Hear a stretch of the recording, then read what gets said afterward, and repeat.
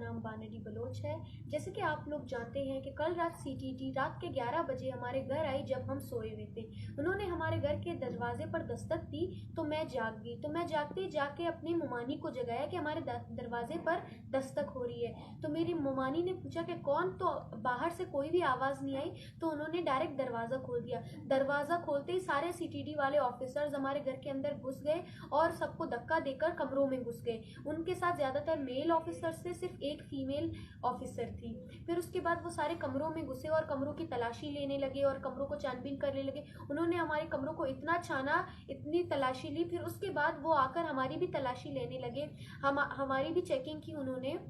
फिर उसके बाद उन्होंने हमको एक अलग कमरे में रखा और जो मेरी मुमानी थी उनको एक अलग कमरे में रखा। फिर उन्होंने पता नहीं मेरी मुमानी से कुछ पूछताछ किया, लेकिन उसके बारे में हमें कोई मालूमात नहीं क्योंकि हम दूसरे कमरे में। और उसके बाद हमारे घर में जितने भी मोबाइल फ़ोन्स थे, टूटे, ख़राब, सही, उन्होंने वो सारे मोबाइल फ़ोन्स बरामद किए और मुझे फिर से उसी कमरे में भेज दिया। फिर आधे घंटे या कुछ 40-30 मिनट के बाद वो वापस आए उस कमरे में और बोला कि तैयार हो जाओ, हम जा रहे हैं। तो हमने पूछा कि हम कहाँ जा रहे हैं। उन्होंने बोला कोई सवाल नहीं करेगा, बस हम लोग जा रहे हैं, सब निकलो।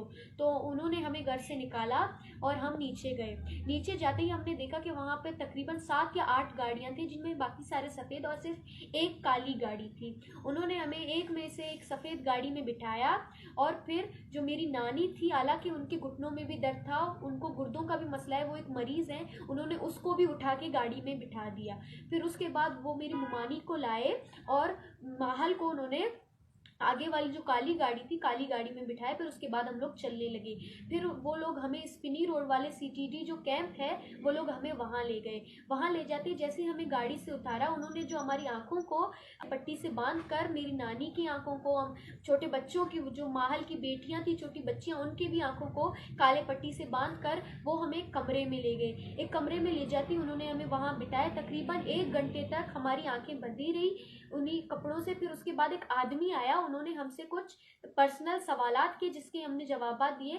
फिर वो आदमी चला गया। फिर उसके बाद वो दोबारा आए और उन्होंने वही सवालात फिर से किए, तो हमने वही जवाबात वापस दिए। फिर कुछ देर बाद वो जो लेडी ऑफिसर थी वो वापस आई और उन्होंने जो आंखों के जो पट्टी थी वो खोल दी और उन्होंने हमें बोला कि जो भी चाहिए तो हमें बोल देना। फिर उसके बाद हम पूरी रात उसी कमरे में बंद रहे और सुबह होते ही वो हमारे पास आए और हमें बोला कि आप लोग तैयार हो जाएं, हम आपको घर छोड़ रहे हैं। तो हमने बोला माहल का क्या हुआ। उन्होंने बोला हम उसको इस वक्त नहीं छोड़ सकते क्योंकि उसके घर में, उसके कमरे में से इस तरह के असला बरामद हुए। हालांकि हमारे घर में कोई ऐसा आदमी नहीं है या हम सिर्फ औरतें हैं और हम ऐसे असला का क्या करेंगे, हमें ऐसे असला की क्या ज़रूरत है। ये असला वो लोग अपनी तरफ से लाए थे और उन्होंने इल्ज़ाम हमारी मुमानी पर लगाया और उन्होंने सारी रात हमारी मुमानी पर तशद्दुद किया और उन पर चिल्लाए, उनको मारा, उनको बोला कि आपको कबूल करना होगा कि ये असला आपके हैं और आपके बच्चों के साथ कुछ भी कर सकते हैं। फिर उसके बाद सुबह के टाइम उन्होंने हमें लिया और हमारी आंखें फिर से बांधी और हमें गाड़ी में बिठाया। गाड़ी में बिठाने के बाद उन्होंने बोला सब अपने सर नीचे रखेंगे, कोई भी अपना सर ऊपर नहीं उठाएगा। पूरे रास्ते जो हमारे सर थे वो नीचे रखे हुए थे। फिर उसके बाद वो हमें कमरानी रोड क्वेटा में एक सुनसान से मैदान पर छोड़ आए, जहाँ पे वो हमें छोड़ा है और उन्होंने हमें ये धमकी दी कि घर में आप अपने घर जाएंगे सीधा और किसी से भी आप आलावाल नहीं करेंगे। और दौरान तलाशी उन्होंने हमारे जो घर में जितने भी पैसे थे वो पैसे भी उन्होंने ले लिए थे। तो हमारे पास रिक्शे का किराया भी नहीं था, जबकि उन्होंने बोला था कि आप लोग रिक्शा लेकर घर जाएं। तो उन्होंने हमें 1000 रुपये दिए ताकि हम अपने रिक्शे का किराया दे सकें। फिर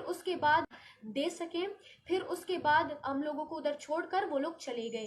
फिर उसके बाद हम अपनी नानी और वो छोटे बच्चों के साथ रोड तक चले आए और हमने रिक्शा पकड़ा और घर आए। घर पहुंचते ही हमने सबसे आलावाल किया और सबको ये बात बताई। पहली बात ये कि वो असला जो थे वो हमारे घर से बरामद नहीं हुए थे, ये झूठा इल्ज़ाम लगाया गया है माहल पर।